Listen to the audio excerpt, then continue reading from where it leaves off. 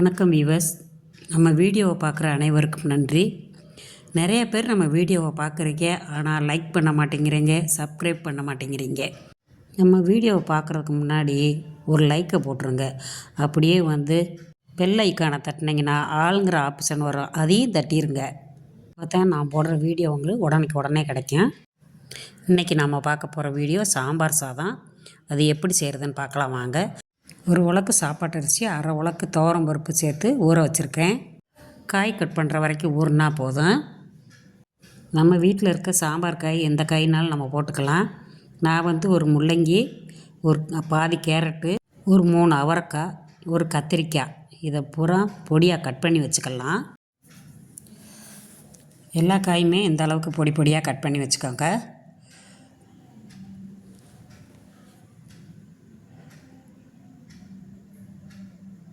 இதில் ஒரு பெரிய வெங்காயம் நீல வாக்கில் கட் பண்ணிக்கலாம். நான் ஒரே ஒரு தக்காளி சேர்த்துருக்கேன், அதையும் பொடி பொடியாக கட் பண்ணிடுங்க.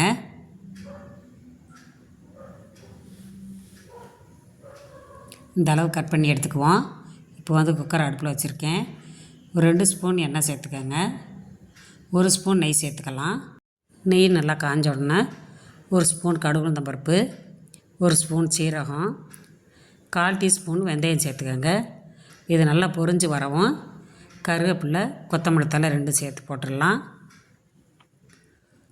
கட் பண்ண பெரிய வெங்காயம், ஒரு தக்காளி பழத்தையும் சேர்த்து நல்லா வதக்கிடுங்க.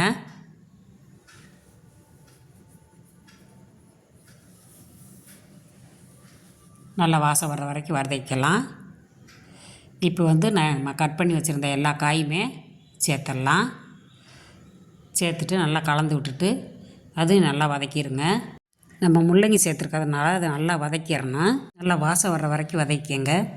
இதுக்கு தேவையான அளவு உப்பு சேர்த்துக்கலாம். ஒரு 1/4 டீஸ்பூன் மஞ்சத்தூள், கொஞ்சமாக பெருங்காயத்தூள் சேர்த்துக்கோங்க.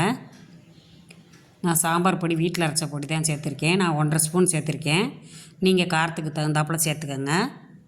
இதையும் நல்லா கலந்து விட்டுருங்க. இப்போ இந்த உலக்கில் நான் ஒரு உலக்கு அரிசியும் அரை உலக்கு பருப்பும் எடுத்ததுனால நான் ஒரு 5 உலக்கு தண்ணி சேர்த்துக்கிறேன்.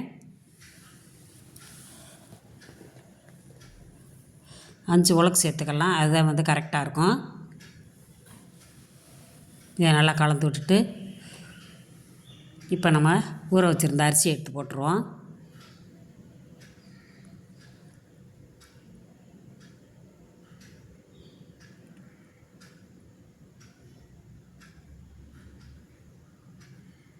அரிசியை போட்டு குக்கரை மூடி வச்சிடலாம். மூடி வச்சுட்டு ஒரு 3 விசில் விடுங்க. 3 விசில் விட்டோம்னா கரெக்டாக இருக்கும். இப்போ 3 விசில் வந்துருச்சு. இப்போ வாங்க ஓப்பன் பண்ணி பார்ப்போம். பாருங்க, சுவையான சாம்பார் சாதம் ரெடி ஆயிடுச்சு. இது மாதிரி நீங்களும் செஞ்சு பாருங்கள். நம்ம சேனலை மறக்காமல் சப்ஸ்கிரைப் பண்ணுங்கள்.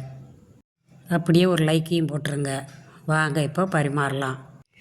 இந்த மாதிரி பரிமாறி பக்கத்துலேயே ஒரு உருளைக்கிழங்கு பொரியலையும் வச்சு 1 ஸ்பூன் நெய் சேர்த்து நம்ம சாப்பிட்டோம்னா வேறு லெவல் தாங்க. இந்த மாதிரி நீங்களும் செஞ்சு பாருங்கள். நம்ம வீடியோ உங்களுக்கு பிடிச்சிருந்துச்சின்னா மறக்காமல் உங்கள் ஃப்ரெண்ட்ஸுகளுக்கு ஷேர் பண்ணி விடுங்க. சப்ஸ்கிரைப் பண்ணுங்கள், லைக் பண்ணுங்கள். அப்படியே மறக்காமல் கமெண்ட்ஸ் பண்ணுங்கள். தேங்க்யூ.